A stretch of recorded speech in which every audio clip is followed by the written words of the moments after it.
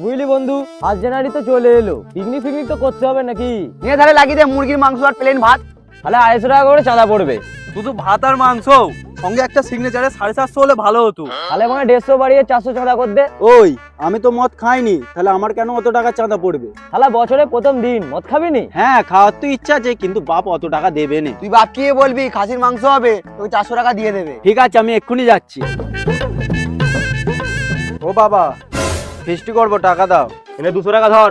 200 টাকা? আর 200 টাকা দিতে হবে, 400 টাকা করে চাঁদা। কি ফিস্টি করবি রে? 400 টাকা চাঁদা? খাসির মাংস হবে। এনে ধর। এই দাঁড়া, তুই তো খাসির মাংস খাইনিস, তাহলে খাসির মাংস ফিস্টি করবি বলছিস? কে ফোন করেছে? সৌম্য। ফোনটা তুলে লাউড স্পিকারে দে। কিরে, বাপ পয়সা দিয়েছে? হ্যাঁ, টাকা দিয়ে দিয়েছে। তাহলে এক কাজ কর, পয়সা নিয়ে চলে আয়, মদটা তো কিনতে যেতে হবে নাকি? শুয়োরের বাচ্চা, মদ খাই বলে 400 টাকা চাঁদা, তুই আজ বাড়িতে আয়, তোর মদ গিলাচ্ছি।